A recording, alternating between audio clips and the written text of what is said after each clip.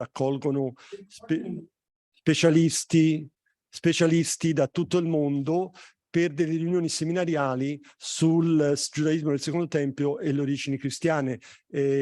Abbiamo una specie, ora parlo in italiano perché now I'm speaking in Italian because I'm telling people that are not members of the Enoch Seminar what the Enoch Seminar is. I assume that all people that attend the Enoch Seminar already know it. Okay? Quindi parliamo, diciamo un momento, l'Ino Seminar è un'organizzazione che appunto è nata con questo scopo di riunire specialisti da tutto il mondo per uno scambio sulle tematiche che riguardano il giudaismo del Secondo Tempio, il giudaismo del tempo di Gesù per intendersi, e le origini cristiane. All'interno delle nostre attività, che sono molteplici, abbiamo anche una serie che si chiama Nangeroni Meetings, che sono una serie di incontri di piccoli gruppi di specialisti su un determinato soggetto che si ritrovano quasi in seclusione per 4 o 5 giorni per discutere su un determinato argomento e confrontarsi le loro idee.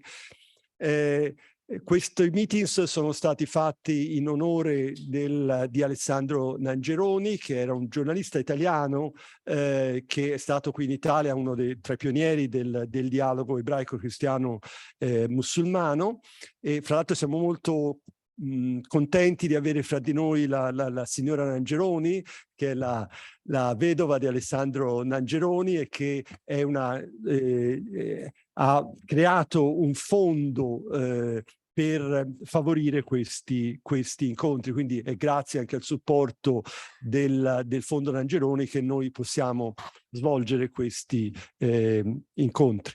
Non mi voglio dilungare perché abbiamo molte cose da dire, molte cose da fare. First of all, I would like to introduce Luis Navarro, who is the rector of the University of the Pontifical University of the Holy Cross. I would like to thank you very, very much for your hospitality. It's been a wonderful day, and thank you for having us.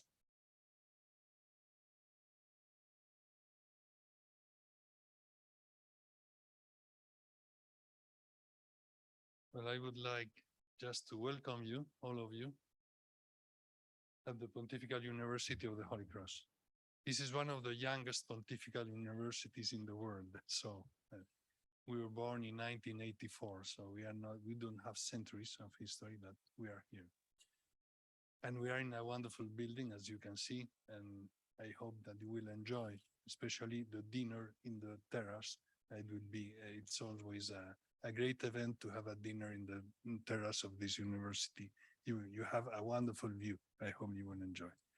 But I also want to welcome you, and it's an honor to host you these days, because the event that you are organizing, I think is really important from the point of view of research. One of the aims of a university is research and teaching and training people, but research is fundamental. Without research, we cannot progress. And the research, and you are doing this in a way that I think Pope Francis would like it, really would enjoy to be here with us if he could be. Because his understanding of research is something that he's encouraging pontifical universities to have research, but not a research closed on ourselves, but open to everybody. And for what I understand, your group is formed by people from different countries, scholars from different orientations. We have also some people from different religions, and that's also very important to share, to enjoy, to discuss. Also, one thing that I want to underline is that the way you are organizing this seminar, this Enoch seminar, I think it's interesting, the thing of a presentation and 2 speakers who are replying to the presentation. Because the only way of progressing is to be open, to listen to others, to understand what others say, and to value. Perhaps I am wrong, perhaps he's right. We have to go through what is research, what is also the discussion, the academic discussion. And I think this is something that you do not find so often. So I praise what you are organizing or what you are doing. I am also very grateful to Professor Gabriele Boccaccini, University of Michigan. You know him very well. I just met him before. Yeah, it's a pleasure to host all of you, and I hope you will enjoy this afternoon. But I know that you started this morning at 2:00, well, at 2 p.m. So it was some discussions, some papers. You will have more activities.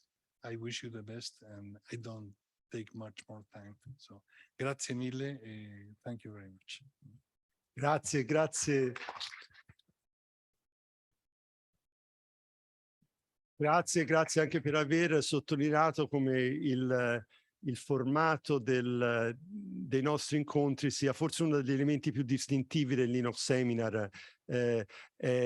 Per chi partecipa è la prima sorpresa, no? Non è una conferenza come quelle che di solito si fanno, ma è un seminario di studio tra specialisti in cui addirittura i paper circolano in anticipo e così tutto il tempo è dedicato alla discussione, perché il confronto è diciamo, è il motore principale della ricerca. Ecco, questo quindi la ringrazio in particolare per aver sottolineato questo aspetto.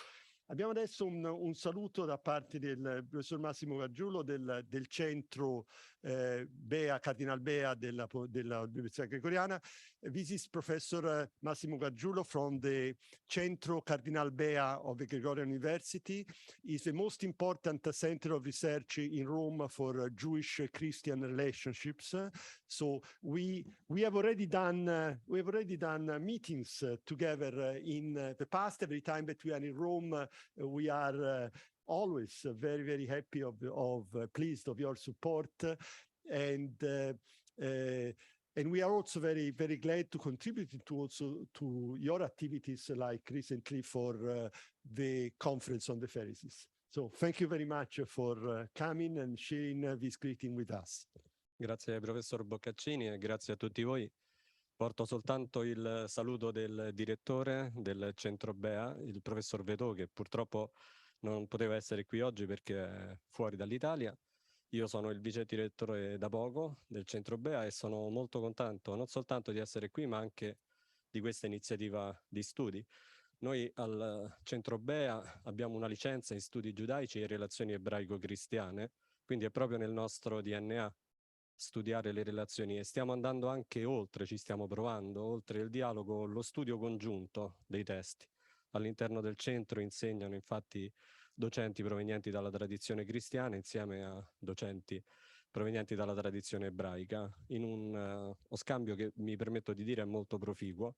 E l'idea che ho quando ragiono su incontri come questo è che lo sforzo ulteriore che dovremo fare tutti insieme sarà quello di cercare poi anche una via d'uscita dal mondo accademico. Vado un po' in linea con quello che diceva anche il rettore nell'intervento precedente.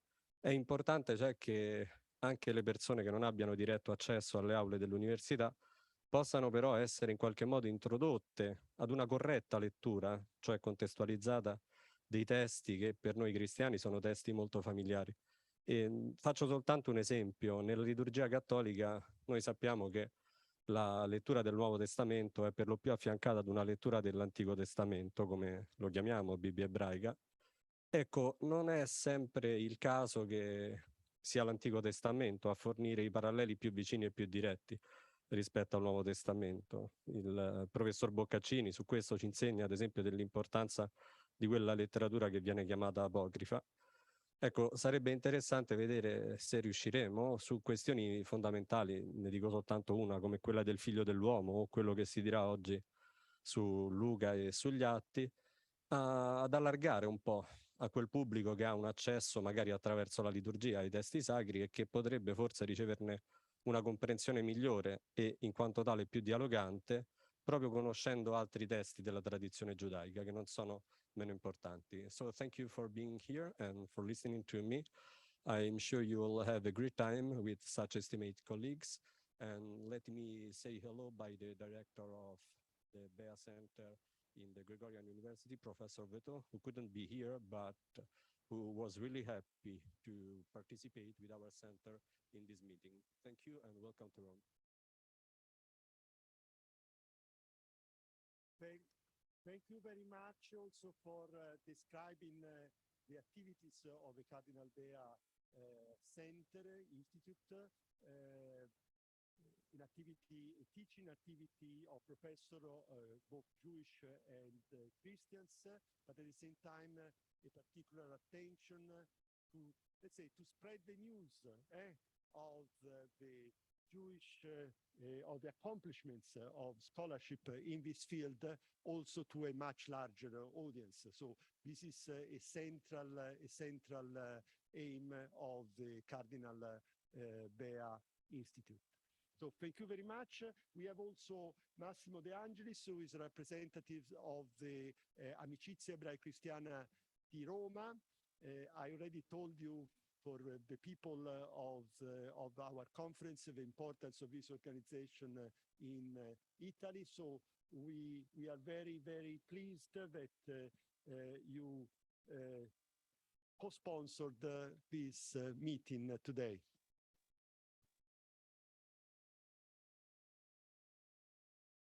Thank you very much.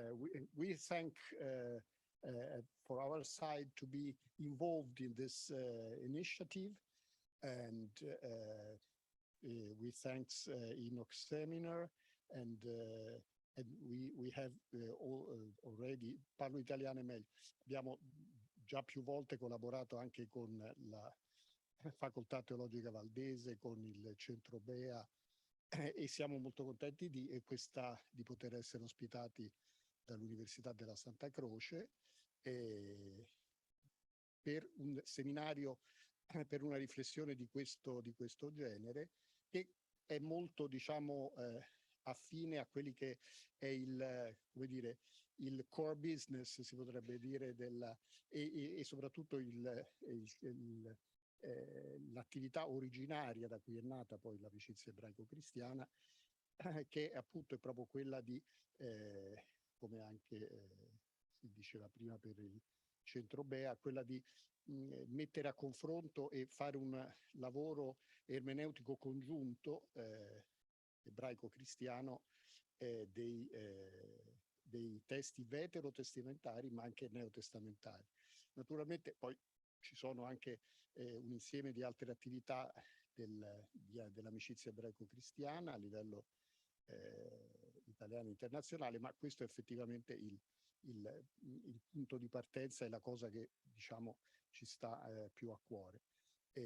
Quindi siamo molto interessati ad avere questo diciamo, ad assaporare, ecco, perlomeno parzialmente rispetto al vostro lavoro di questi giorni, questo tema della dimensione giudaica degli scritti di Luca, tanto più perché appunto un autore non giudeo però manifesta questa estrema sensibilità in tutti i suoi scritti, questa capacità di penetrare nell'interiorità dello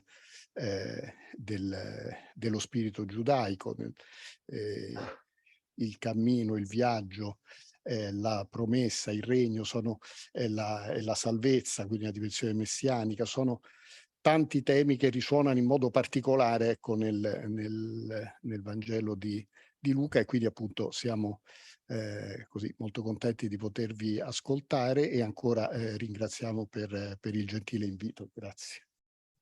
Thank you so much.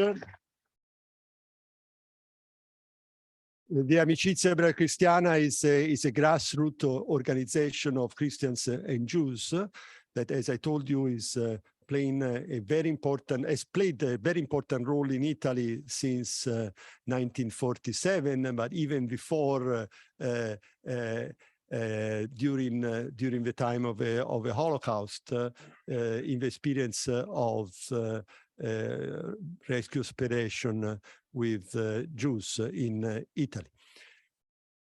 I want now to to start our program, I would like to spend a final word to thank the faculty, the Valdensian Faculty of Theology, and Professor Eric Nofke. Here is, as you see also from the people involved in our activities, is a real ecumenical enterprise.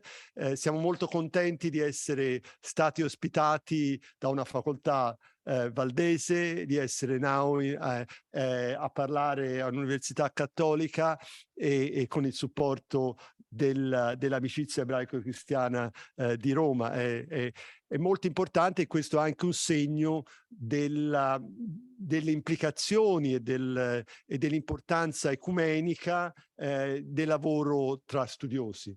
I'm now briefly introducing our speakers. I will do in Italian because, again, the people of Inosemina know very well our speakers.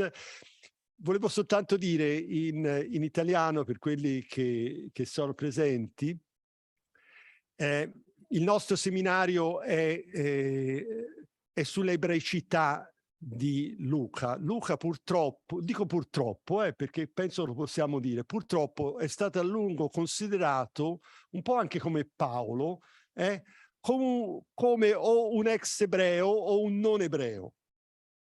Cioè come un testo, quello di Luca e gli Atti, che segna in qualche maniera la separazione del cristianesimo dall'ebraismo.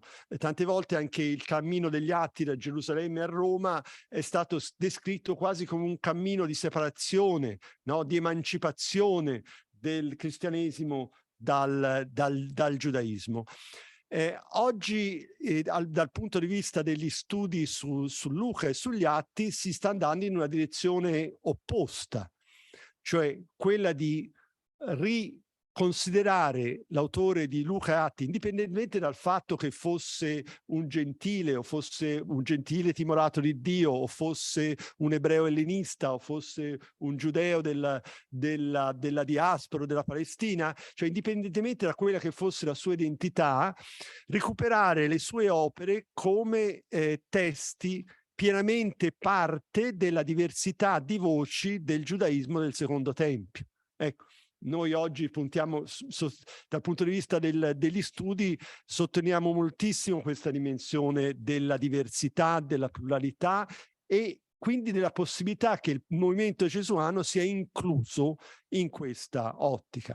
I nostri due speakers, che sono Professor Isaac Oliver of Bradley University e Professor Jocelyn McWhirter di Albion College, sono tra quegli autori che a livello internazionale hanno più di ogni altro sottolineato nelle loro opere con Luca proprio questi aspetti. Io vi invito, so che sono in inglese per coloro che magari non lo conoscono, ma vi invito caldamente a leggere le loro opere, spero anche che vengano tradotte in italiano, perché veramente hanno aperto delle prospettive nuove, inedite, riguardo alla comprensione di Luca e degli Atti degli Apostoli.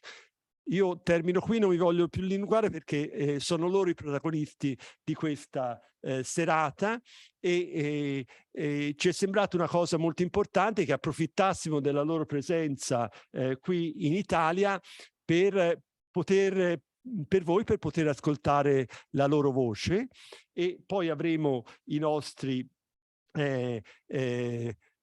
rispondenti, non so come si dice in italiano, rispondenti, scusate, ogni tanto mi dimentico, che sono Iranzu Galdeano dell'Università Pontificia della Santa Croce e il professor Antonio Landi della Pontificia Università Urbaniana, i quali offriranno una prima reazione e alcune domande che potranno così facilitare la discussione. Ci sarà poi un momento di tempo per chi voglia di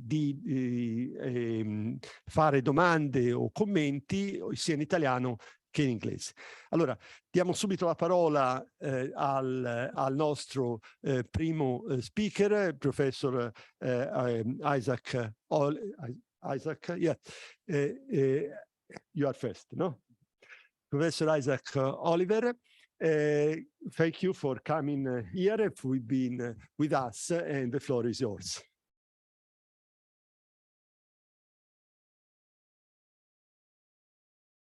Il testo è stato distribuito. Yeah. And we potete anche vedere il testo proiettato sullo schermo. Comunque vi è stato anche distribuito.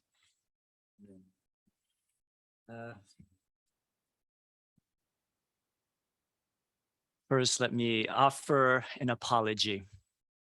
I regret that I cannot make this presentation in Italian, one of the most beautiful languages of the world. I would say the most beautiful, were it not for my native Brazilian Portuguese. If only the Holy Spirit would suddenly grace me with the ability to speak in your majestic language, as the Acts of the Apostles tells us once happened to Jesus' first disciples.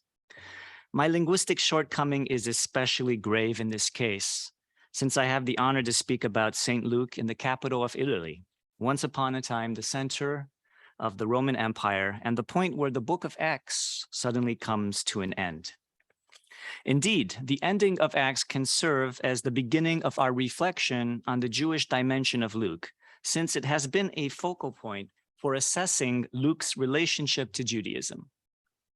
For many, the ending of Acts signals a decisive shift, the end of Luke's engagement with Judaism, the finale of a composition that explains how Christianity emerged from, yet is no longer concerned with its Jewish heritage.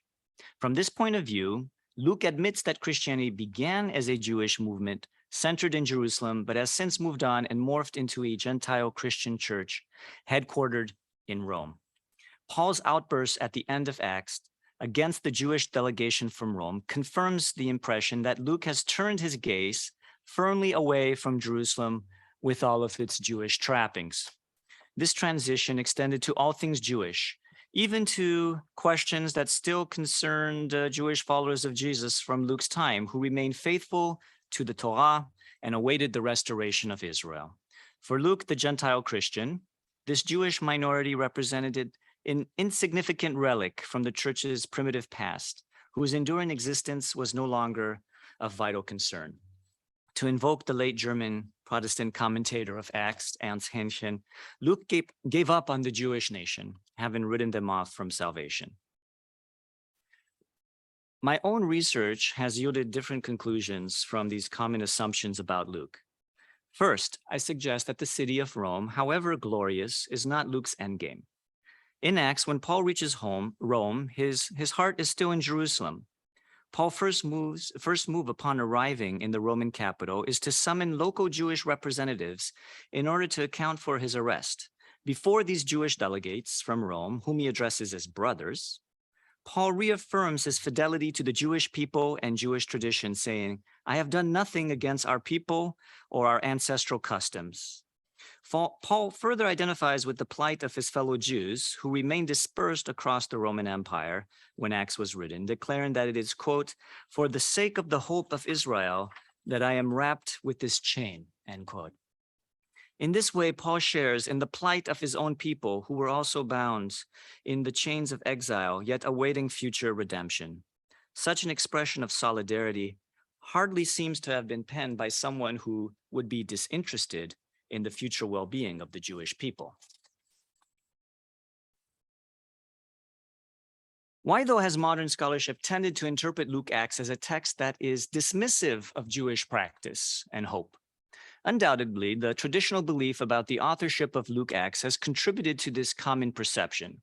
Since Luke, the beloved physician, was a Christian of Gentile extraction, so the conventional wisdom goes, Jewish matters were foreign to the his worldview.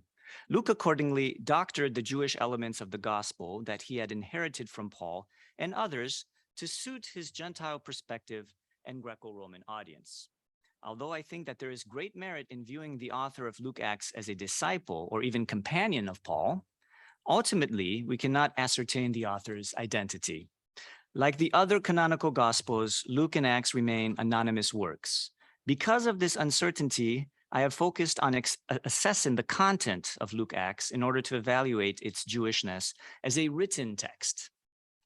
However, the more I study Luke Acts, the more I am astounded by the Jewish competence of its author.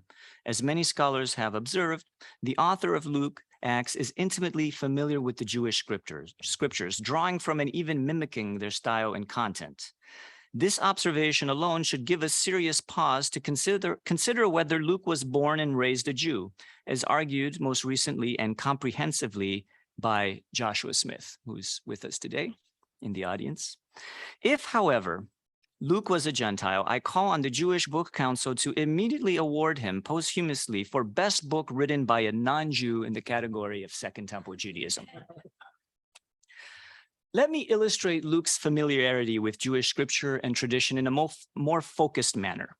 Consider, for example, how Luke introduces Jesus's final pilgrimage to Jerusalem in the so-called travel narrative, a literary unit of significant size that is unique to Luke's gospel. Scholars agree that Luke 9:51, which opens this section, is redactional. Its contents reveal how deeply Luke is steeped within a Jewish frame of reference. First of all, the wording of this verse is highly indebted to the Septuagint. The Greek phrase egenetode, and it came to pass, frequently translates the Hebrew vayehi, which appears throughout the narrated portions of the Hebrew scriptures.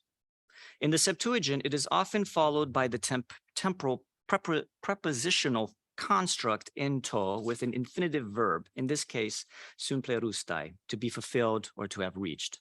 Likewise, the construction kai autos and he probably reflects a Hebraism and is commonly attested in the Septuagint. Despite its undeniable Septuagintal flavor, some scholars interpret Luke 9:51 as portending final judgment upon the city of Jerusalem and by extension, the Jewish people. Pointing to passages such as Ezekiel 21:7 and Jeremiah 21:10 in the Septuagint, which use the construct ta prosopon sterizen epi to set face upon, these interpreters claim that Luke casts Jesus as one who intends to condemn Jerusalem.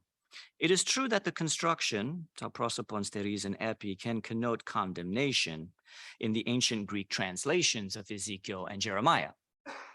Missing, however, from Luke 9:51 is the key preposition epi, upon or against. In contrast to the Septuagintal versions of Ezekiel and Jeremiah, Luke uses the preposition eis, which suggests that Jesus turns his face toward Jerusalem and not against the city. Luke, moreover, explains why Jerusalem has caught Jesus's undivided attention. Jerusalem is the sacred venue where Jesus must fulfill his ascension, analemsis. The Greek word analemsis, in Hebrew aliyah, probably refers to Jesus's departure to heaven, since according to Acts 1:11, Jesus was taken up, analemphis, from the Mount of Olives after his resurrection.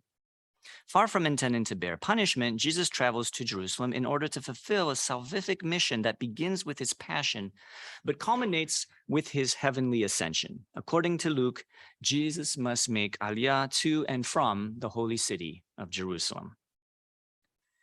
Luke 9:52-53 provides further clarification about Jesus's motives with intriguing references that center on Jesus's face. In verse 52, Jesus sends messengers before his face into Samaritan territory. In verse 53, Luke repeats Jesus's resolve to reach Jerusalem, explaining that the Samaritans had rejected Jesus because, quote, his face was traveling toward Jerusalem, end quote. Presumably, the Samaritans would have granted Jesus access through their territory had they known he was planning on condemning the Jewish city. But this was not Jesus's plan, according to Luke. Other characters in Luke and Acts, such as Paul, visit and pay homage in Jerusalem, but the facial dimension of Jesus's fixation with the city of Jerusalem is singular. What might it signify?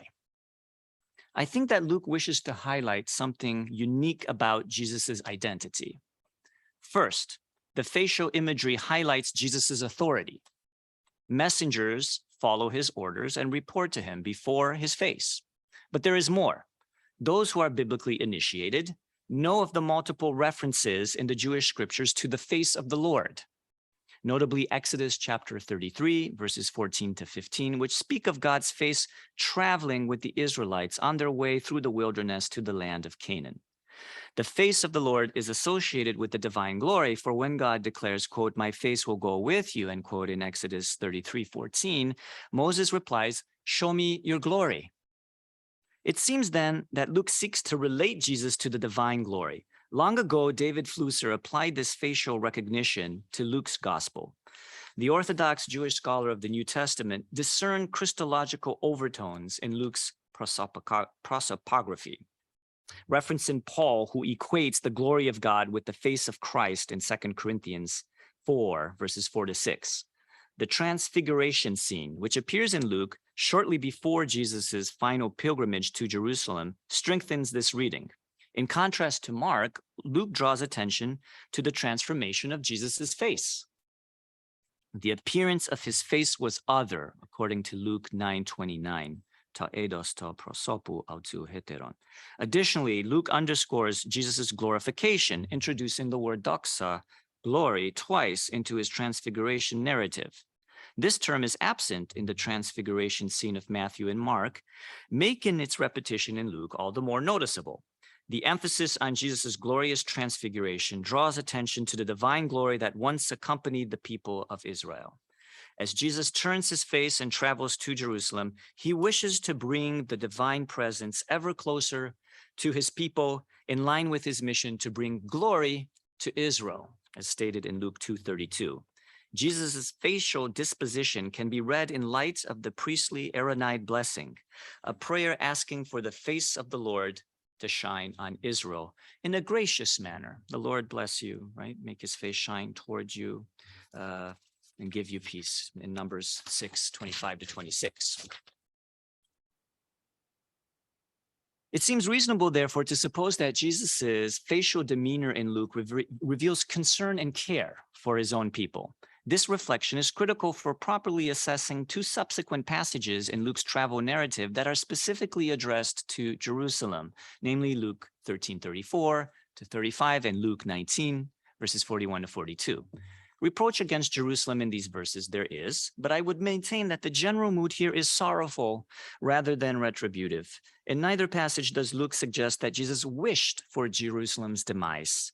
Jerusalem's destruction was a regretful development, one in fact that Luke laments, since he alone among all gospel writers portrays Jesus as weeping over Jerusalem.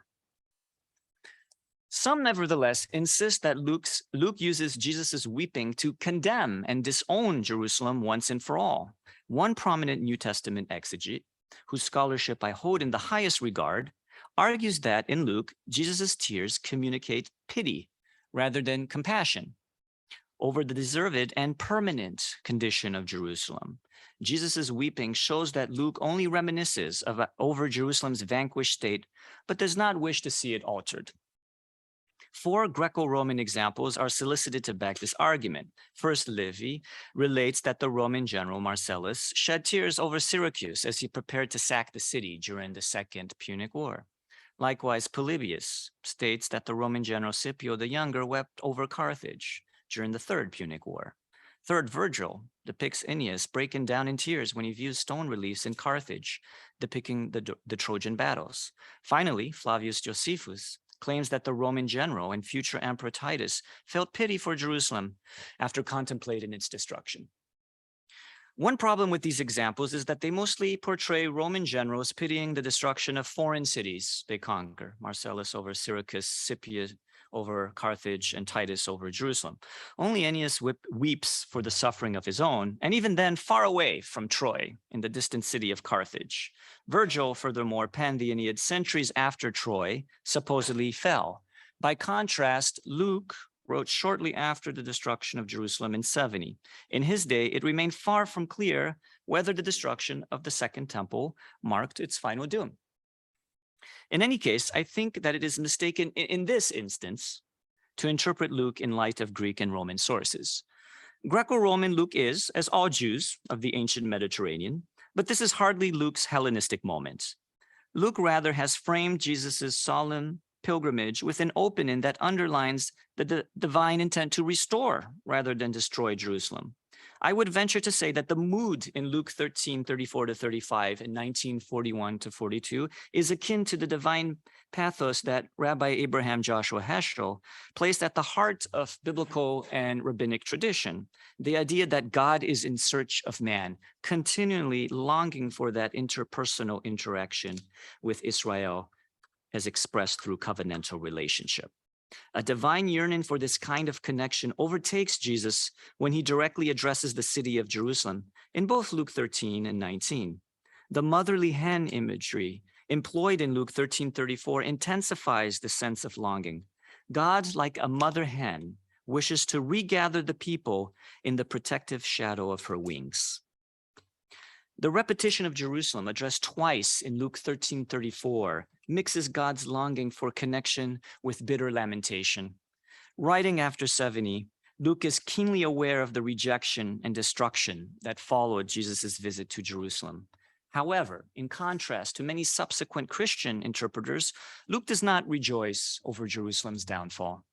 His weeping is shared by a chorus of lamentations recorded in various early Jewish writings. Several stories found in rabbinic literature come readily to mind. For example, a well-known episode from the Talmud depicts rabbis from the Tannaitic period, so the first 2 centuries, breaking into tears on Mount Scopus as they spot a fox emerging from the ruins of the Second Temple. Closer to Heschel's theological understanding of divine pathos, another passage in the Talmud claims that God mourns daily because of the destruction of the temple, even though this calamity occurred, so rabbinic tradition claims, because of Jewish sins. Thus, Rabbi Yossi from the 2nd century purportedly heard within the ruins of a building the, quote, heavenly voice cooing like a dove and saying, "Woe to the children, due to whose sins I destroyed my house, burned my temple, and exiled them among the nations," end quote. Although these rabbinic texts post-date Luke Acts, they nevertheless stand in continuity with Jewish precedents and that stem from the end of the 1st century CE.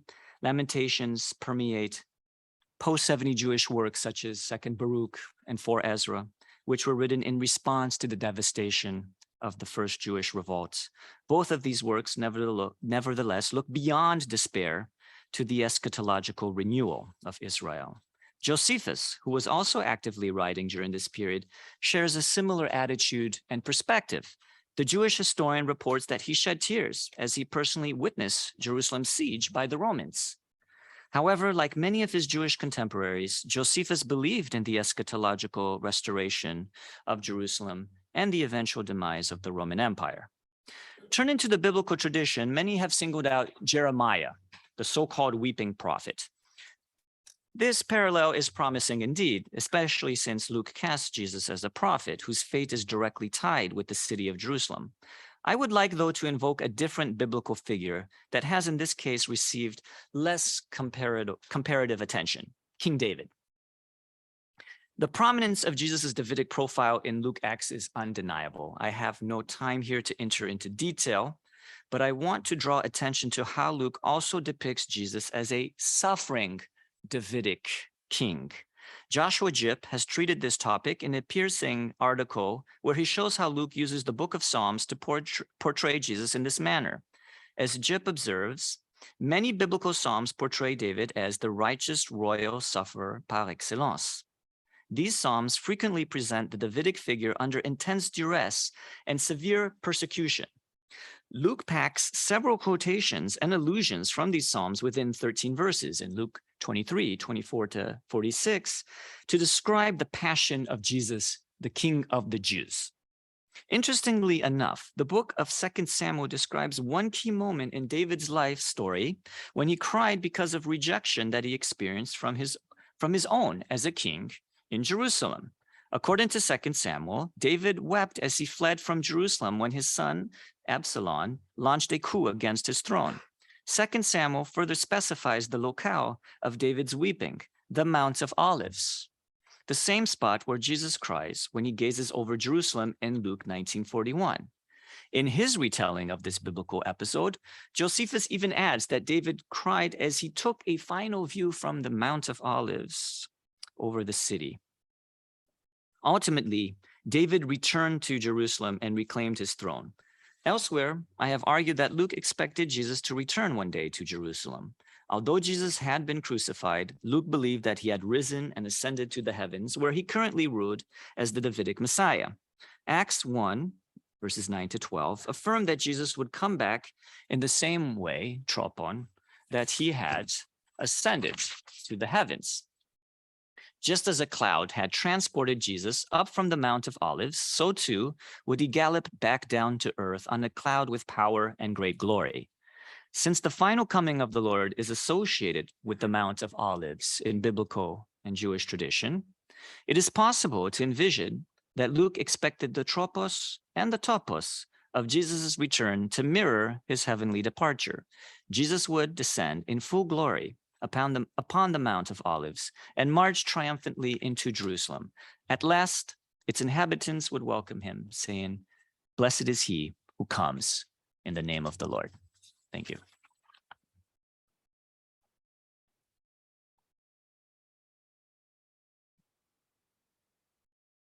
Grazie,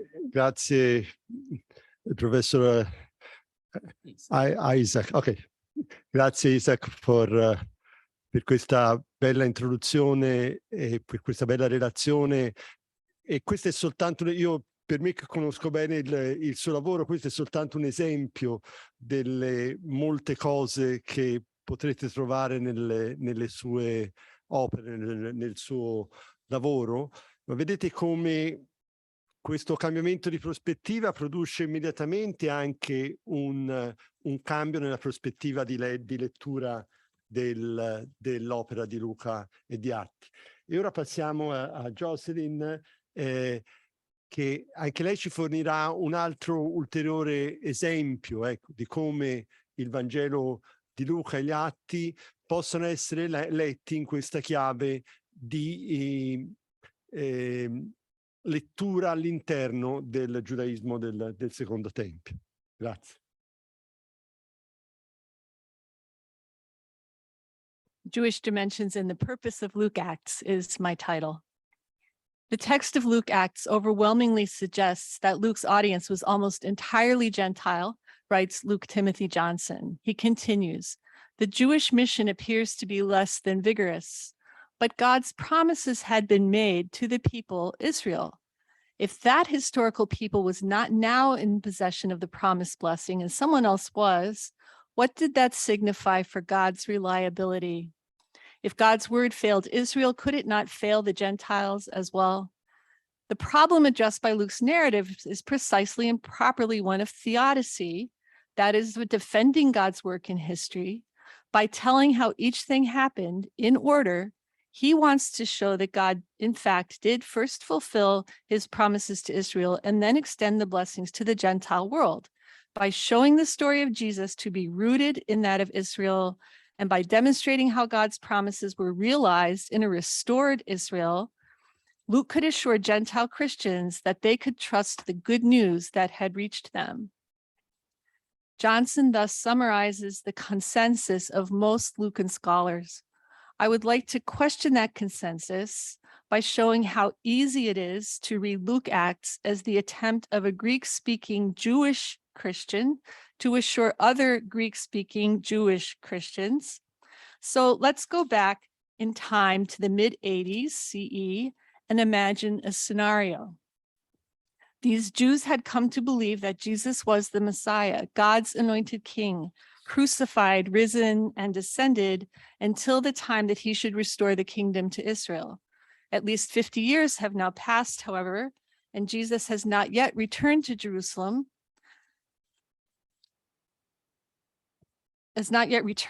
Jerusalem, the holy city, the seat of God's temple and the Messiah's rule, lies in ruins. Most Jews are not believers, many Gentiles are, and quite a few among them, Peter and Paul, have been harassed, arrested, and executed. It does not much look like the expected Messianic age. They have begun to doubt the things about which they had been instructed. Luke strives to assure them that the Messianic age is indeed unfolding according to God's plan. He does so thoroughly and methodically, consistently appealing to traditional Jewish authorities and values. He normalizes Jewish belief in Jesus with the testimony of angels, righteous Jews filled with the Holy Spirit, and God's own voice. He cites portions of Israel's scriptures, interpreting, I think, by a rabbinic method to show that the Messiah is to suffer and rise from the dead, and that repentance and forgiveness is to be proclaimed in his name to all nations. Some people from all nations are righteous God-fearers. They and their like were evangelized by Philip, Peter, and Paul, witnesses directed by God and following in the footsteps of Elijah and Elisha. There is therefore no need to question the inclusion of Gentiles, although most are uncircumcised and eat unclean foods. Even the destruction of Jerusalem should come as no surprise. Just as God retaliated when ancient Israel rejected Moses and all the prophets, so God retaliated when first-century Jews rejected Jesus and his witnesses. Both times, God brought a Gentile army against the holy city and its temple. Luke takes great pains to normalize Jewish belief in Jesus, justify the inclusion of Gentiles, and explain the fate of Jerusalem. He begins right away by introducing Jesus as God's Messiah. Gabriel, an angelic messenger, familiar from Jewish tradition, affirms the fact before Jesus is even conceived. He is the Son of the Most High, the one who will inherit David's throne and reign over the house of Jacob forever. Another angel announces the birth of a Savior who is the Messiah, the Lord. Their testimony is confirmed by 4 spirit-filled observant Jews, Elizabeth, Zechariah, Simeon, and Anna, using epithets like my Lord, the Savior from the house of David, and the Lord's Messiah. The testimony does not end with the angels and the spirit-filled witnesses of Jesus' childhood. It continues with the proclamations of John the Baptist, a voice from heaven, Jesus himself, and the spirit-filled prophets of Jesus' adulthood. John the Baptist, filled with the Holy Spirit from before his birth, hails Jesus as the one who baptizes with the Holy Spirit, the eschatological judge. When Jesus is baptized, the Holy Spirit descends on him, and a voice from heaven says, "You are my son." A genealogy proves Jesus' ancestry from David through his adopted father, Joseph. Jesus begins his ministry with a sermon in the Nazareth synagogue declaring that he is the anointed one, bringing good news to the poor, as prophesied in Isaiah 61, 1 and 2. He identifies John the Baptist as the messenger of Malachi 3, 1 and 2, who prepares Jesus' way. As he enters Jerusalem, his disciples shout the words of Psalm 118, 26, "Blessed is the King who comes in the name of the Lord." Because Luke's citations of Isaiah 61, 1 and 2, Malachi 3, 1 and 2, and Psalm 118, 26 are of special interest, I'd like to take a brief detour to see why Luke might think that they refer to Jesus the Messiah. It's not a stretch to interpret Isaiah 61, 1 and 2, a text about one whom God anointed, as a messianic prophecy. But from the perspective of a 21st century historical critic, Luke quotes all 3 passages out of context. Surely they concern events that took place long before Jesus' time, events like a celebration in the temple or the rebuilding of Jerusalem after the return of the Babylonian exile. First century Jewish interpreters, however, would not necessarily have considered the text's historical reference. For them, the relevant context was the entire word of God.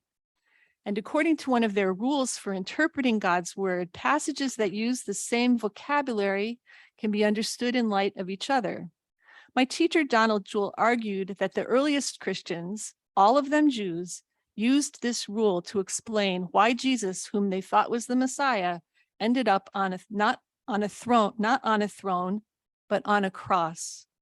Their explanation started with Psalm 89, a song about God's anointed king. Psalm 89 ends with a complaint that the anointed one, God's servant, was rejected and scorned. These verses serve as a touchstone for understanding the crucifixion of God's Messiah. They also enable interpreters to make connections with other scripture verses reminiscent of Jesus's career. The rejected victor of Psalm 118:22 can be seen as the Messiah of Psalm 89. This interpretation can easily be extended to the one who comes in the name of the Lord of Psalm 118:26, and from there to the Lord who comes in Malachi 3:1 and 2. In this way, God's word joins the testimonies of Gabriel, Elizabeth, Zechariah, Simeon, Anna, John the Baptist, and the voice from heaven. A Jewish audience might indeed be assured that Jesus is the promised descendant of David, the anointed king, God's Messiah. Luke uses similar techniques to emphasize that the Messiah's ministry will extend not only to Jews, but also to Gentiles. He has already thrown off some hints. In the Jerusalem temple, Simeon has called the infant Jesus a light for revelation to the Gentiles. In the Nazareth synagogue, Jesus has cited the precedent set by the prophets Elijah and Elisha, whom God sent to Gentiles and enemy nations. Yet Luke's Jesus never encounters Gentiles. In fact, Luke goes out of his way to help Jesus avoid them. He eliminates Mark's stories about Jesus meeting the Syrophoenician woman and sharing a meal with 4,000 people in Gentile territory. He also alters the Q story in which Jesus heals a Roman centurion's servant. In Matthew's version, Jesus meets the centurion face to face. In Luke's version, the entire translation is somewhat awkwardly negotiated through Jewish elders who testify to the centurion's kindness and generosity towards Jews. In both versions, the centurion says, "I am not worthy," but in Luke's version, the Jewish elders have already contradicted him by saying he is worthy. Jesus then commends the centurion's faith and heals the servant. This story is not the only one that foreshadows the apostles' Gentile mission as portrayed in Acts. In other stories, Luke portrays Jesus as a prophet like Elijah. Although Jesus never imitates Elijah by going to Gentiles, he does raise dead children, 3 of them, in fact. Each episode echoes Elijah's raising of a widow's only son. First, Jesus raises a widow's only son and gives him to his mother. Next, he tells a dead girl to get up, and her spirit returns to her. He then heals a catatonic boy, his father's only child, and gives him back to his father. Jesus also imitates Elijah when he sets his face to go to Jerusalem. The days are drawing near for him to be taken up, just as Elijah was taken up. He tells a would-be disciple to leave his parents without saying goodbye, imitating Elijah's requirement for his disciple, Elisha. Then, starting with Jesus' death and ending with Paul's second miracle, Luke continues the implicit comparison of Jesus and his witnesses to Elijah and Elisha. Just as Elijah turned his ministry over to Elisha, so Jesus turns his ministry over to Peter and Paul. In 2 Kings 2, the transfer begins with a request from Elisha, "Let me inherit a double share of your spirit." "If you see me as I am being taken from you," replies Elijah, "it will be granted you." As Elijah is taken up in a chariot of fire, Elisha watches until he is out of sight. He then picks up Elijah's mantle and begins to perform some of Elisha's signature miracles. "The spirit of Elijah rests on Elisha," say the other prophets. In Luke Acts, the transfer begins with Jesus' last words taken from Psalm 31:5, "Father, into your hands I commend my spirit." As a side note, Psalm 31:5 is spoken by a scorned petitioner who can be identified with the scorned Messiah of Psalm 89. With these words, Jesus surrenders the spirit he received at his baptism. After his resurrection, Jesus meets with his disciples in Jerusalem. He explains that they will be baptized with the Holy Spirit and become his witnesses in Jerusalem, in all Judea and Samaria, and to the ends of the earth. He is then taken up into heaven. The disciples watch until he is out of sight. Shortly afterwards, they receive the Holy Spirit. They are now ready to carry on Jesus's ministry. The transfer of Jesus's spirit onto his disciples sets them up to be prophets like Jesus, just as Elisha became a prophet like Elijah. Peter, who has already received a sort of prophetic call and left everything to follow Jesus, embarks on a ministry of teaching and healing similar to that of his mentor. Like Jesus, he inaugurates it with a sermon about Jesus's mission. Next, he performs one of Jesus's signature miracles by healing a paralyzed man. Shortly after healing a second paralyzed man, he restores the life of a dead widow. This miracle resembles not only the 3 resuscitations performed by Jesus, but also the 2 resuscitations performed by Elijah and Elisha. By this point in the story, Luke has established Peter's prophetic credentials. Luke can now introduce his controversial encounter with Cornelius. Cornelius will not be the first Gentile convert. Philip, also full of the Holy Spirit, has already baptized an Ethiopian, a devout eunuch who studies Israel's scriptures and makes a pilgrimage to Jerusalem. Cornelius is also a righteous God-fearer, an upright Roman who gives alms and praise to Israel's God. Both Gentiles are uncircumcised, however, and the Ethiopian is disqualified from conversion to Judaism. His baptism makes no waves as it takes place on a wilderness road. One presumes that it is witnessed only by his retinue, who will soon slip away to the African continent. In contrast, Cornelius is a centurion of the occupying forces stationed in Joppa. He is baptized along with many relatives and close friends. This will disturb some Jewish believers. In both episodes, therefore, Luke shows that God is pulling all the strings. An angel, a vision, and the Holy Spirit direct Philip, Peter, and Cornelius. Once the Ethiopian has heard the good news, he asks Philip, "What is to prevent me from being baptized?" Similarly, Peter asks his companions, Jewish men who have witnessed the Holy Spirit falling on Cornelius and his friends and family, "Can anyone withhold the water for baptism?" Philip and Peter go ahead with the baptisms, but Jewish believers in Jerusalem are not so sure. They question the propriety of Peter's accepting hospitality from Cornelius. So Peter, backed up by 6 male witnesses, travels to Jerusalem and tells his story. When the Jewish believers hear that God has orchestrated the whole encounter, they admit that God has given even to the Gentiles the repentance that leads to life. The details of Philip's and Peter's stories seem intended to persuade Jewish Christians that Gentiles should not be considered unclean. Similar details adorn Luke's story of Paul. Like Peter and Elisha, Paul receives a prophetic call. He drops everything and begins to teach in the synagogues, proving from the scriptures that Jesus is the Messiah. He launches his career in Pisidian Antioch with a synagogue sermon about Jesus's mission. He heals a lame man and raises a dead youth. As Luke has established the prophetic credentials of Peter, who converts some of the first Gentiles, so he establishes the prophetic credentials of Paul, who will go on to convert many more. The Jews in Jerusalem, however, insist on circumcising Paul's Gentile converts. Peter and Paul explain how they took their orders from God so that Jesus' brother James rules in their favor. All 3 use scriptural arguments that would appeal to Jews. James bases his argument on a messianic prophecy by Amos. "At this time, I will rebuild the dwelling of David so that all other peoples may seek the Lord, even all the Gentiles over whom my name has been called." As if this prophecy were not enough, Luke adds 4 more, all with similar vocabulary.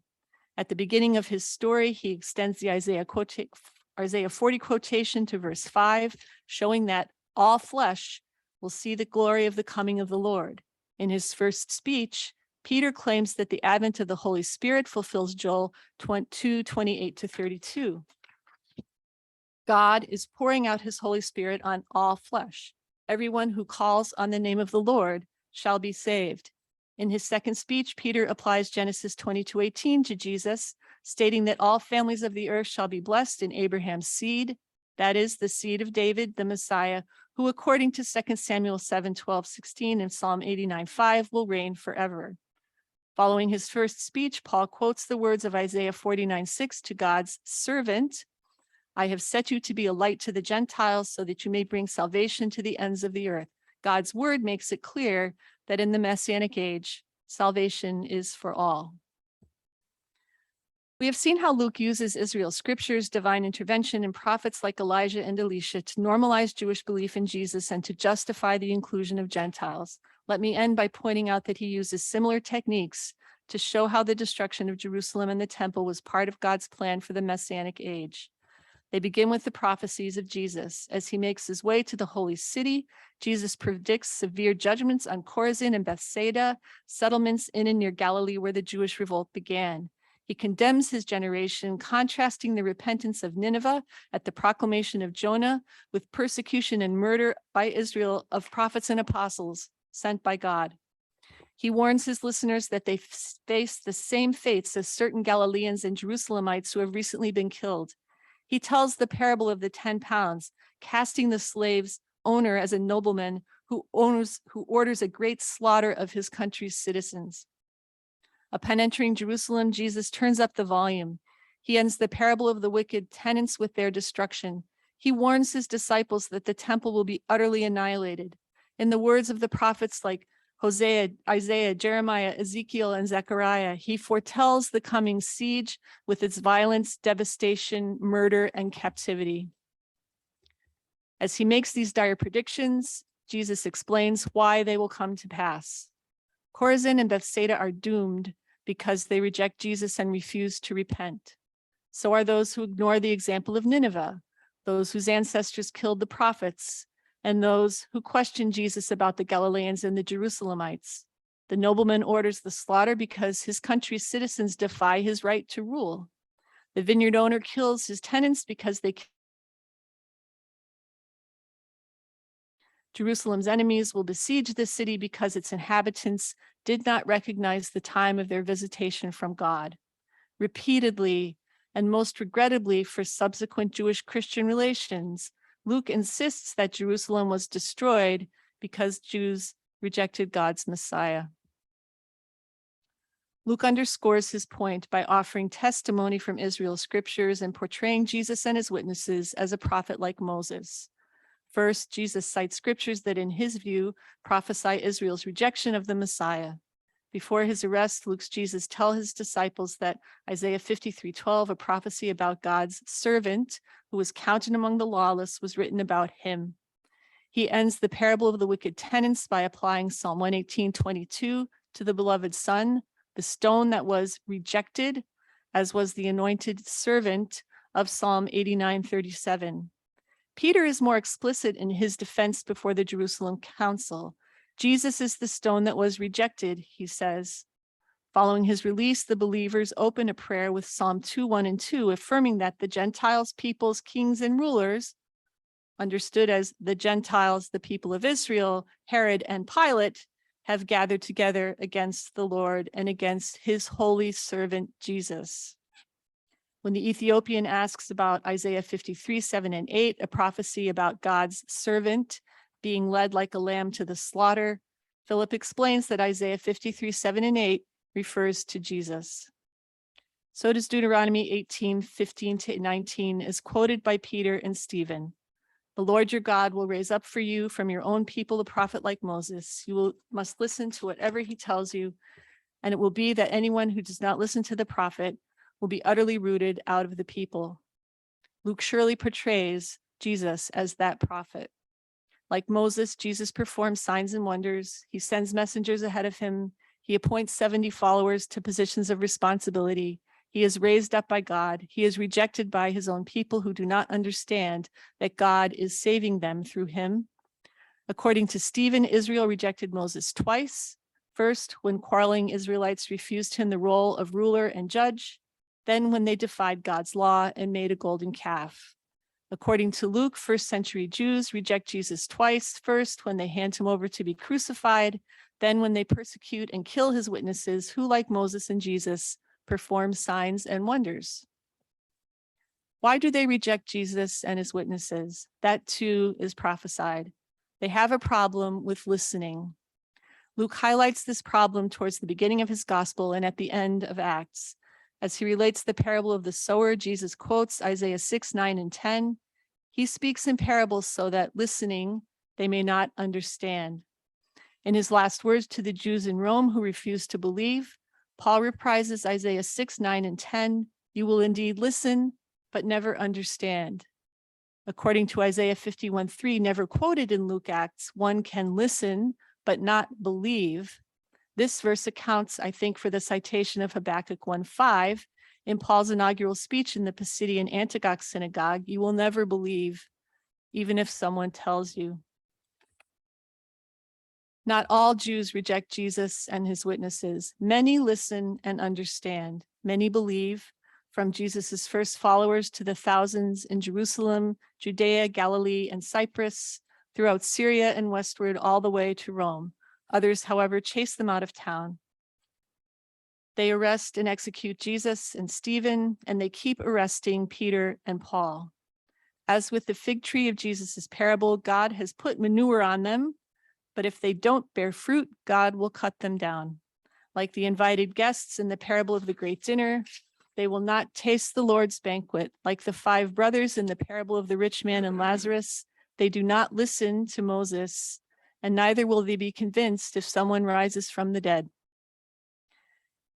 If Luke's audience consists of Jews questioning their belief that Jesus rose from the dead, Luke is urging them to listen to the prophet like Moses. He is urging them to listen to the testimony of angels, righteous Jews filled with the Holy Spirit, God's own voice, 2 or more male witnesses, Israel's scriptures, and prophets like Moses, Elijah, and Elisha. In the face of controversies over Gentile inclusion and the distress brought on by the persecution and destruction of Jerusalem, Luke assures them of the certainty of the things about which they have been instructed.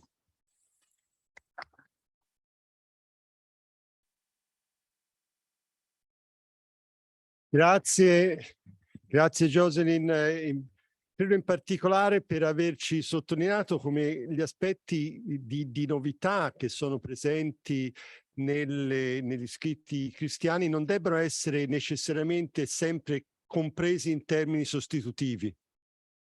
C'è un grosso dibattito oggi sulla teologia della sostituzione o supersessionism e credo che questo paper ci inviti proprio a comprendere come non necessariamente quando viene affermata un allargamento anche dell'alleanza questo debba essere compreso in termini sostitutivi. Approfitto anche per ringraziare i traduttori che hanno fatto un lavoro eccellente in brevissimo tempo, quindi grazie a quelli che hanno che hanno tradotto questi testi per noi. And now we have the pleasure of having 2 scholars work in Italy for a response to our speakers. The first is Professor Iranzu Galdeano of the Pontificia Università of the Holy Cross. Thanks for accepting our invitation and for being with us.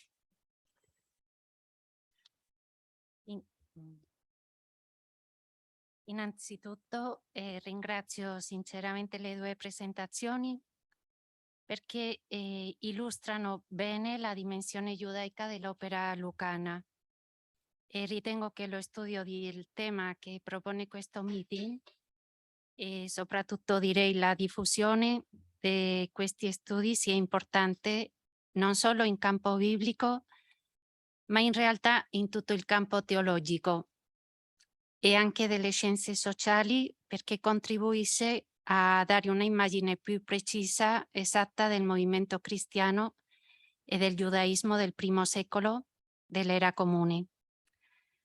I 2 papers mi hanno suggerito tanti aspetti, linee di ricerca per approfondire, sviluppare e verificare anche gli argomenti presentati. Vorrei concentrarmi invece e concentrare le mie domande intorno a 2 temi. Lo statuto e il ruolo del Tempio di Gerusalemme in Luca Atti nell'epoca inaugurata da Gesù, quindi il dopo. E poi le figure di Elia e Eliseo in relazione a Gesù e i suoi discepoli in Luca Atti. E magari una terza questione che è più generale e che ha a che vedere con l'obiettivo di questo meeting. Le domande sono aperte, si rivolgono a tutti e due i professori che possono scegliere come rispondere, quale rispondere. Il primo tema, per quanto riguarda il Tempio e Gerusalemme, presento due questioni. Faccio prima una introduzione, poi formulo la domanda. La prima, l'importanza del Tempio di Gerusalemme, così come della preghiera nell'opera di Luca, è ben nota. Indipendentemente dal fatto che il Vangelo e gli Atti siano stati scritti dopo la distruzione della Città Santa, nel secondo libro di Luca il Tempio potremmo dire che è ancora funzionante e non si trova alcun divieto di frequentarlo. Nella prospettiva lucana, che ruolo avrebbe il Tempio nell'era inaugurata da Gesù? Questo si potrebbe collegare, si potrebbe studiare in relazione a altri testi scritturali come la preghiera di Salomone nel primo libro dei Re, capitolo 8, che attribuisce anche grande importanza al Tempio, alla preghiera a Gerusalemme. Come è noto, la preghiera di Salomone è la supplica che egli rivolge al Signore in occasione della dedicazione del Tempio. E in essa il re presenta al Signore varie situazioni. Penso che l'interesse che sono situazioni proiettate al futuro. Poi si parla molto del nome del Signore, il nome che anche compare in Atti. Poi alcuni particolari, per esempio, chiede al Signore di ascoltare sempre chi preghi verso il Tempio, si rivolga verso la Città Santa, verso Gerusalemme, persino l'straniero, che proprio negli Atti troviamo dei gentili che magari potrebbero rivolgersi, sicuramente adorano il nome del Signore e magari, questa è la domanda, si rivolgeranno anche al Tempio, alla Città Santa. Bene, questa è la prima domanda. Poi un'altra piccola, la professoressa McWhirter ha menzionato nella sua presentazione un piccolo particolare che noi diciamo la parabola dei vignaiuoli perfidi, che come sapete ha un rapporto, si può paragonare al canto della vigna in Isaia 5. Solo che c'è una differenza, perché in Isaia 5 la vigna che non porta frutto viene distrutta. E invece nella parabola di Luca la vigna non viene distrutta, ma è semplicemente affidata ad altri vignaiuoli. Questo potrebbe essere un esempio anche dell'amore del Signore, anche di Gesù, per il suo popolo che non distrugge, come aveva raccontato il profeta Isaia. Poi c'era un'altra terza questione, però penso la passo. Per il secondo tema, la relazione tra le figure di Elia, Eliseo e Gesù e i suoi discepoli nell'opera di Luca, porrei 3 domande. La prima, Gesù compie dei prodigi, ma non compie dei prodigi negativi come invece fa Elia. Per esempio, non chiude il cielo, non fa scendere il fuoco dal cielo come aveva fatto Elia, e nemmeno sfida i profeti di Baal per provare chi sia la vera divinità al Monte Carmelo. E per ultimo, invece di sgozzare i suoi avversari come fece Elia, Gesù, se si può fare questo paragone al Monte al Calvario, invece perdona gli avversari.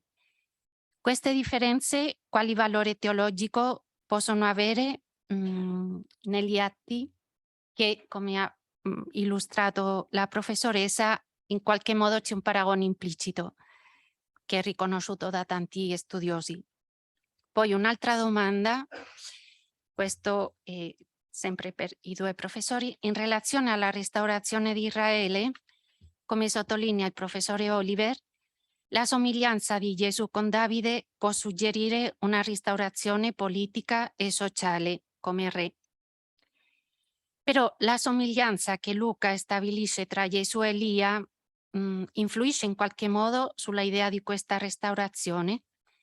E mi spiego, perché nel libro del Siracide 48, il contesto che parla su Elia, il contesto precedente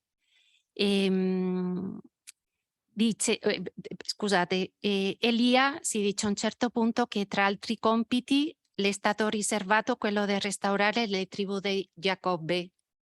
Solo che nel contesto precedente, prima di parlare di Elia, si parla della idolatria come la causa dei problemi di Israele, della sua caduta. E poi, dopo parlare di Elia, si parla di Eliseo, sempre sottolineando la idolatria, e si fa riferimento al re Davide, giusto, re giusto, e poi Ezechia e Giosia, che sono conosciuti, almeno nella tradizione biblica, tante volte viene sottolineata la lotta contro la idolatria, i Baal, i posti alti, eccetera. Questo potrebbe influire sulla restaurazione di Gesù. E l'ultima cosa, la professoressa McWhirter propone che Luca presenti non solo Gesù in paragone con Elia, ma anche i discepoli, i testimoni di Gesù, Filippo, Pietro, Paolo, come profeti simili a Eliseo. Infatti parla di chiamata profetica per Pietro, Paolo. Io il problema che trovo è che nel libro degli Atti si riferisce a loro come apostoli e non si usa mai, penso, il termine profeta, che invece si usa per altri discepoli che seguono il cammino ad Antiochia. Per esempio, Atti 13:1 si parla dei profeti. Elia ha scelto un successore, Gesù ne ha scelto 12 e poi anche compaiono Paolo e Filippo e altri. Come spiegare queste differenze? Grazie.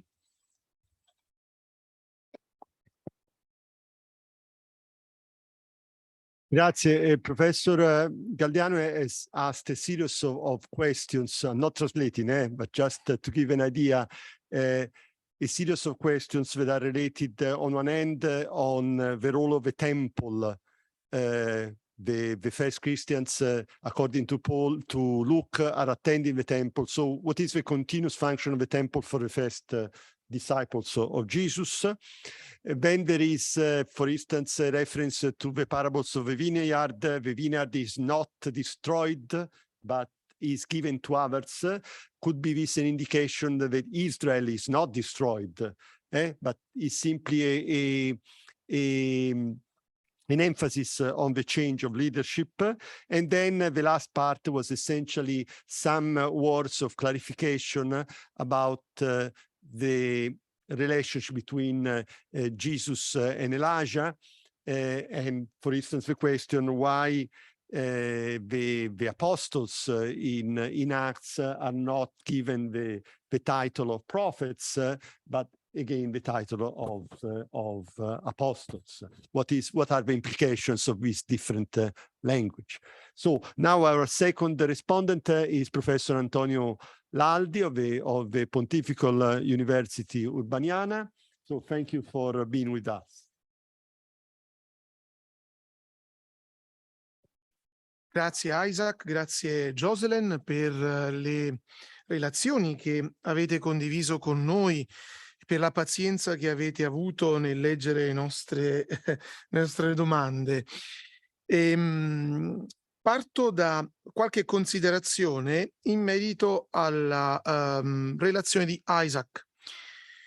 Scrivi, la città di Roma non è la tappa conclusiva, o come leggo nella traduzione, il punto di arrivo di Luca. Faccio notare che l'arrivo di Paolo a Roma è stato preparato dal narratore ricorrendo alla tecnica della prolessi, cara a Gérard Genet. In Atti 19:21 è Paolo che afferma la necessità di vedere Roma. E quando si parla di necessità si fa riferimento al disegno provvidenziale, senza però chiarire la motivazione. Suspense, curiosità. perché il lettore si chiede: Paolo deve andare a Roma, vuole vedere Roma, idein ten Romain. Non è un turista, ma non è ancora chiarita la ragione per la quale egli vuole vedere Roma. In Atti 23:11, quell'annodamento che si è evinto nel testo con la dichiarazione di Paolo è sciolto dalla dichiarazione del Signore risorto che appare a Paolo. Gli dice: coraggio, come hai testimoniato riguardo a ciò che mi riguarda a Gerusalemme, così è necessario, si ribadisce, tecnica della ridondanza, che tu testimoni anche a Roma. Si notino due aspetti grammaticali: il verbo impersonale dei, quindi che esprime la necessità divina del trasferimento di Paolo a Roma, e il valore avverbiale di kai, also, not and, che rafforza la stretta relazione tra Gerusalemme, simbolo del giudaismo, e Roma, espressione del mondo gentile.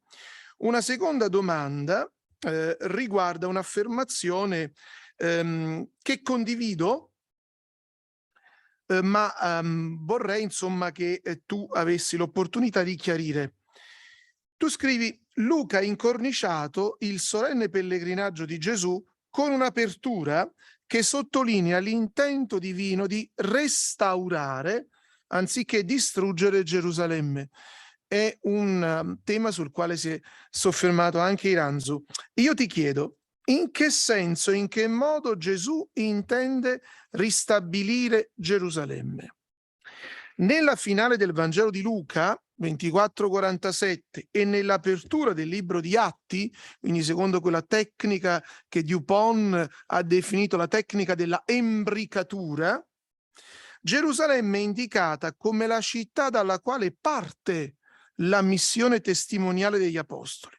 Anzi, quando gli apostoli chiedono se questo è il tempo in cui ristabilirà apocatistemi il regno per oppure di Israele, dipende da come intendiamo il dativo to Israele di Atti 1:6, il risorto lascia intendere che rendere testimonianza a lui è l'unico modo attraverso cui il regno di Dio si diffonde per mezzo del Vangelo.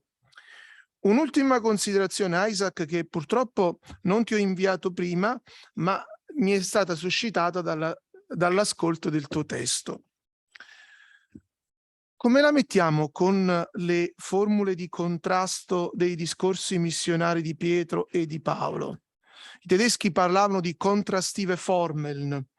Secondo alcuni è materiale tradizionale che Luca inserisce all'interno dei suoi discorsi, oppure qualcuno dice è pura invenzione lucana. Al di là degli aspetti diacronici, ci sono però delle formule sulle quali insiste Luca per bocca di Pietro: Dio ha risuscitato colui che voi avete crocifisso. Come la mettiamo con la dimensione giudaica di Luca Atti? So che ti ho creato un po' di patemi d'animo, ma li saprai risolvere tranquillamente. Alla professoressa McWhirter ometto la prima domanda, perché in un qualche modo è stata già evidenziata dalla professoressa Iranzu a proposito della utilità della tipologia elianica attribuita a Gesù. E vado direttamente alla seconda. Se ho capito bene,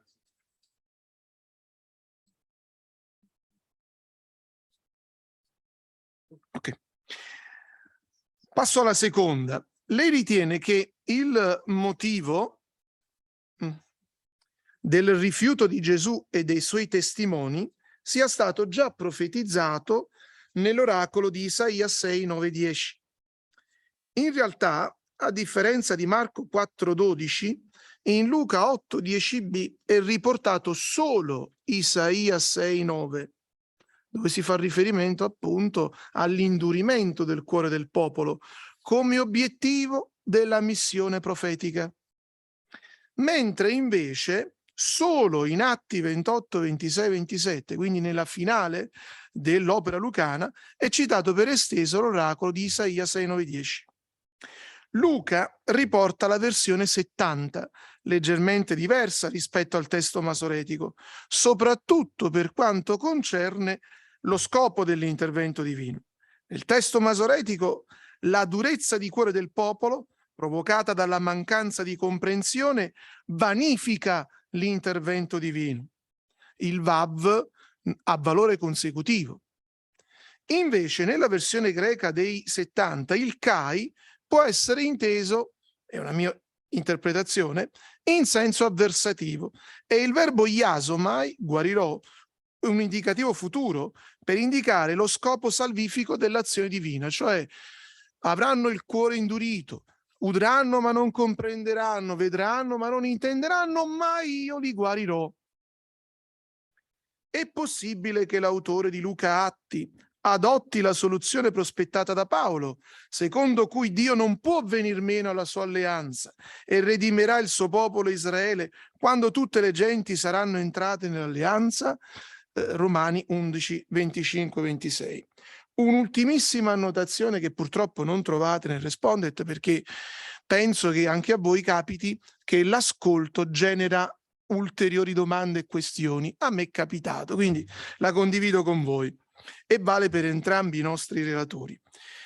Per quanto riguarda la dimensione giudaica di Luca Atti, sarebbe stato interessante evidenziare le tecniche compositive giudaiche di Luca. Per esempio, la storiografia giudaica, biblica ed extrabiblica. Quali sono i punti di contatto tra la scrittura lucana e la storiografia giudaica?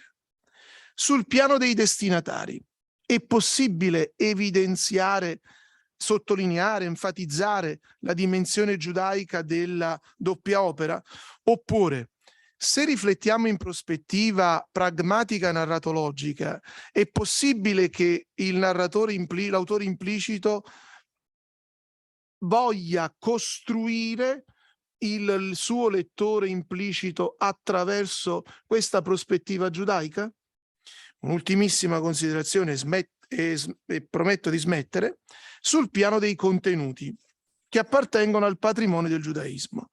Faccio riferimento ad esempio alla legge. Qual è la posizione che Luca assume rispetto alla legge mosaica? Perché da un certo punto di vista mi sembra leggermente ambiguo. Luca 15, Atti 15, chiedo scusa. Non si imponga ai gentili la circoncisione. Atti 16,3, Paolo fa circoncidere Timoteo. Problemi redazionali, problemi tradizionali. Luca non ha ancora ben chiaro il suo orizzonte. Isaac, voi avete qualche idea in più rispetto a Luca? Grazie. Okay. A series of questions that I just summarized very briefly. One question was more than a question, was a comment, not necessarily the reference to Rome.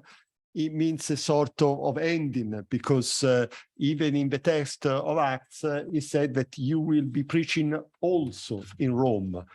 So Rome again does not replace Jerusalem.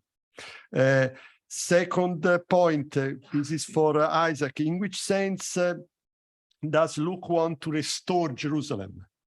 So to clarify better what the restoration. And then there was a question about some elements in the narratives of Luke that seems to put a contrast between at least the Christians and the Judeans.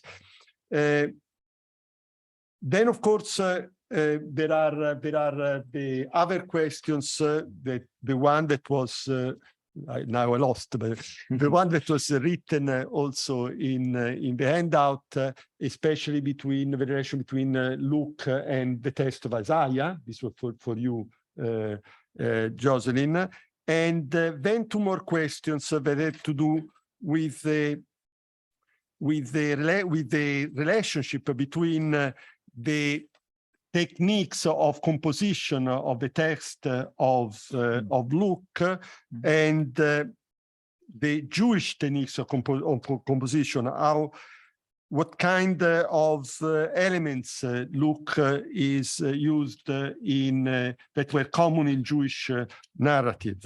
And then a final big question about the relationship between Luke and the Mosaic law. This was not part of the questions that were asked in translated in advance, but some clarifications about how do you see the relationship between Luke and the Mosaic Torah and circumcision?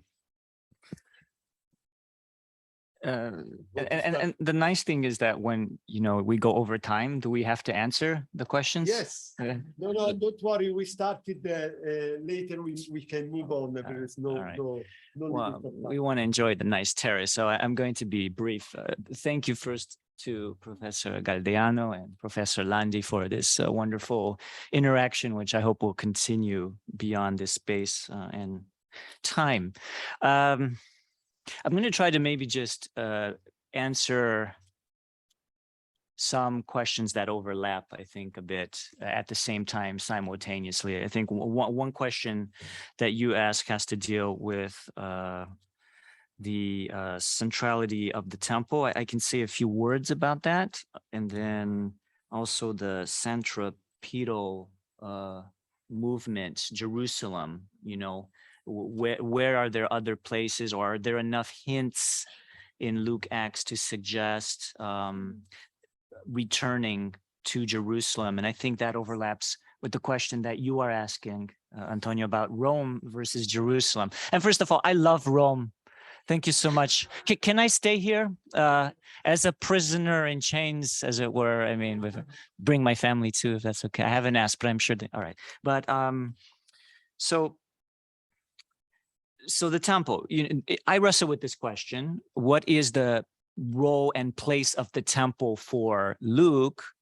Because the temple is destroyed, I think, when Luke writes, we can debate. We've been debating about the dating with Mimuni, but I think the temple is destroyed. So it's clear in the narrative world, the temple is central. It's a place of prayer. It's a place of worship. It's also a place of revelation, notably at the beginning with the angel Gabriel showing up to Zechariah, and then Paul himself having an ecstatic vision.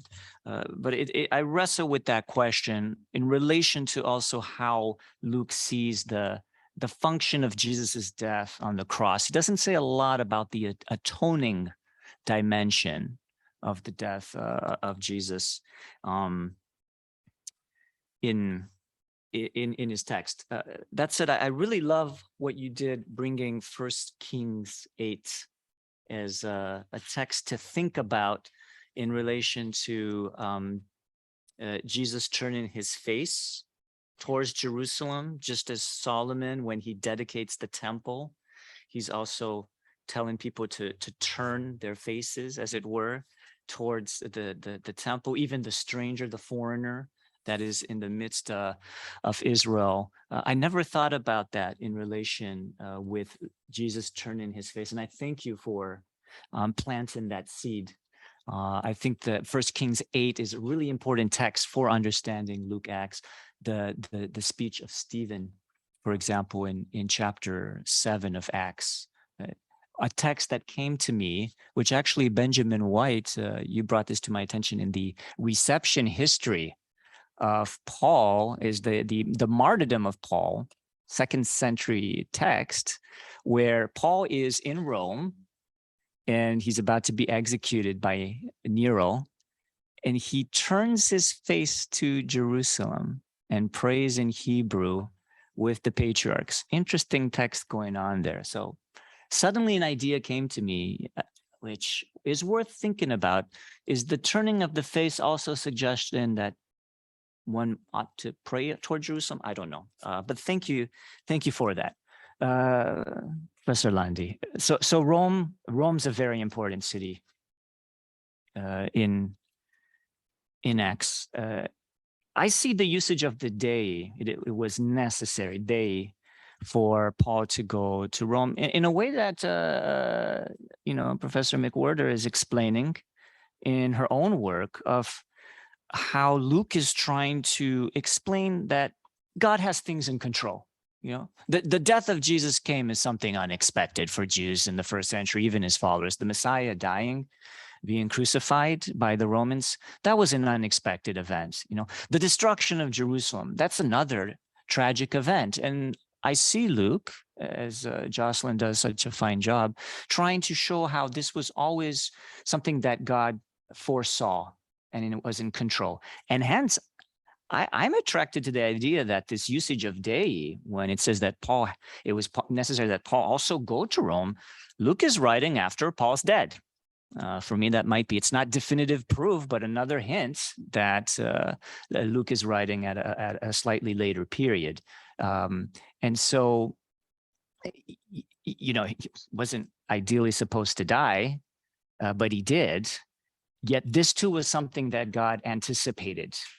And so I don't know if this upsets the centrality to Jerusalem that I see throughout Luke Acts. Coming back to your question, these as the narrative unfolds, they continually come back to Jerusalem. Even at towards the end of Acts, during Paul's final visit to Jerusalem, there's another centripetal movement there when he brings a very interesting group of followers of Jesus with him. You know, there's Trophimus, a Gentile. There's Timothy. They're listed in Acts 20, verse 4. That's for me a kind of like a movement to Jerusalem and not just away from Jerusalem. I've always wondered, and be curious afterwards, we can talk about this over the table. Paul was accused when he went into the temple of having brought a Gentile, Trophimus. Luke never explicitly denies that. Now, he does defend Paul and portray Paul as like having never done anything against the Jewish law and custom, but maybe Trophimus went in there with Paul. And Luke knew that, and Luke approved that because Luke believed that Gentiles who do observe the law, and I'm just going to answer that very quickly. It's not a law-free gospel in Luke. They observe the apostolic decree. Timothy's a special case. He's like a hybrid character, and it's hard to define him. But the circumcision of Timothy resolves a problem for Luke. By making him a Jew, circumcised, it becomes clear that Jews have to continue circumcising their children, even if they're followers of Jesus. Gentiles do not. And so he's like this hybrid case that clarifies that. But otherwise, Gentiles have the right and should be included in this holy space in the temple as morally purified, sanctified followers of Jesus. The eunuch in Acts 7:8 is another example of that. And I have not been brief, and I apologize. I'll just stop there in the interest of time. But thank you again.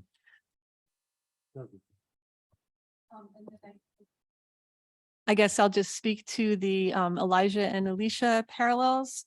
I don't think that Luke is giving a whole Elijah and Elisha comparison with Jesus. He's just pulling out the ones that work for him and based on what he wants to say. I think that, I think the Mount Carmel episode, I think he doesn't allude to that one, but I do see the one about the Samaritans. Do you want us to call down fire upon them? And I see this as, you know, he can't, if people are saying these guys are like Elijah, and then they go through Samaria and don't do something about it, then that blows the whole comparison. So Luke has to deal with that one. And he says Jesus forbids it because he's going to have Philip go to Samaritans later on and make disciples out of these people. And so he can't have the disciples shooting lightning at them in the gospel. So that's my take on the Samaritan issue. I think that Luke's purpose of comparing the implicit comparisons, I think, with Elijah and Elisha are mostly to justify the mission, the ultimate mission to the Gentiles, and that he sets that up in his synagogue sermon about how Elijah and Elisha go to Gentiles. And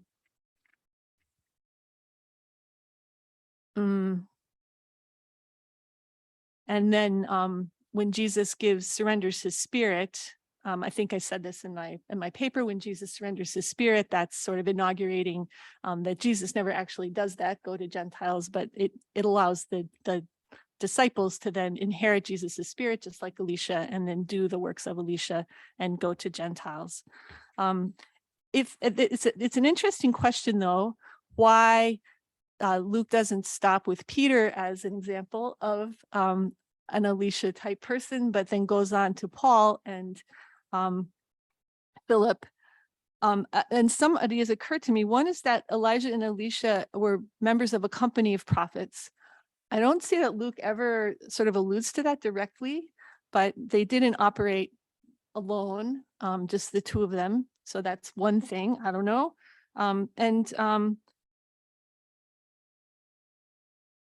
Again, because Philip and Paul are involved in the conversion of Gentiles and the very controversial conversion of Gentiles, I think that Luke is bound to portray them as prophets like Elisha in order to legitimate that move on the part of the ecclesia, the church. So, and one more thing, I think the question has been raised whether Luke has in mind the destruction of all Israel. I don't see that anywhere in Luke Acts. I'd say that the parables of the vineyard and the parables of the fig tree don't represent Israel, as they might say in Isaiah 7, that for Luke, the fig tree represents the temple that is not bearing fruit, and let it go and then cut it down. And so those words of destruction are directed explicitly at the temple, because they are not giving God's due. The fig tree is not bearing fruit. The vineyard people are not giving the fruit that the owner requires. And so it's the fig tree that's going to suffer, and it's the tenants that are going to suffer, but it's not all of Israel, because in Luke Acts, the criterion for the criterion is repentance and belief in Jesus. And many Jews do go there in Luke and Acts. Thank you so much. Thank you so much. The best meetings are the ones that ends with a lot of questions. And also a lot of unanswered questions, which means that we have still a lot of work to do. But I think that Isaac and Jocelyn have indicated to us some important perspectives, I mean, which is at the end the most important thing. They have shown us a new path of understanding of these documents, a new way in which we can read this material far away from a traditional supersessionist way, but as part of an inner Jewish debate among different Jewish groups of the time. So for this reason, I would like to thank our two speakers, our two respondents, all the people that attended this conference, and stay tuned, because many more good things will come soon. So rimanete in contatto, perché molte buone cose stanno ancora venendo. Siamo all'inizio di un cammino di ricerca molto importante, e ne vedrete delle belle. Quindi it doesn't matter if you speak English or Italian, ne vedrete delle belle. Can I just say one last thing? I just want to publicly and personally thank Father Juan Carlos Osadon for taking the initiative and putting time and the organization to make this event happen here at your wonderful institution and facility. I'm really grateful for the collaboration and the friendship we've had over the years, and look forward to continuing enjoying this conference. Thank you.